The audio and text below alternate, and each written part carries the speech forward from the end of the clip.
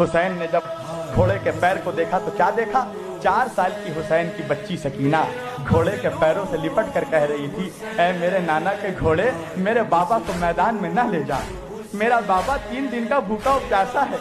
मेरा बाबा 71 जनाजे उठा कर थक गया है। मेरे बाबा ने सुबह से लेकर असर तक 71 जनाजे उठाए हैं।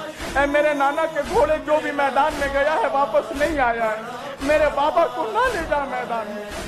हुसैन घोड़े से उतरे, सकीना को गोद में उठाया, कहा सकीना मुझे अपने नाना का वादा निभाना है। सकीना कहती है बाबा आप तो चाह रहे हैं, मगर ये बताओ बाबा मुझे आपके सीने पे सोने की आदत है। बाबा आप चले जाइएगा तो सकीना किसके सीने पे सोएगी? हुसैन करबला की गर्म जमीन पर लेट गए, कहा आ सकीना मेरे सीने पे सो जा मेरी बच्ची। अपनी बच्ची को अपने सीने पे सुलाया।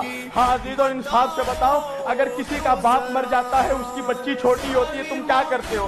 बच्ची को सहारा देते हो, प्यार करते हो। तुम्हें मालूम है जब हुसैन का सर काट कर मैदे पे उठाया गया तो किसी ने हुसैन की 4 साल की बच्ची को प्यार नहीं किया, किसी ने उसका सर नहीं सहलाया, बल्कि इसलिए कि हुसैन अपनी बच्ची से प्यार करते थे। उस बच्ची के चेहरे पे तमाचे मारे गए, उसके कानों से बालियां नोच ली गई।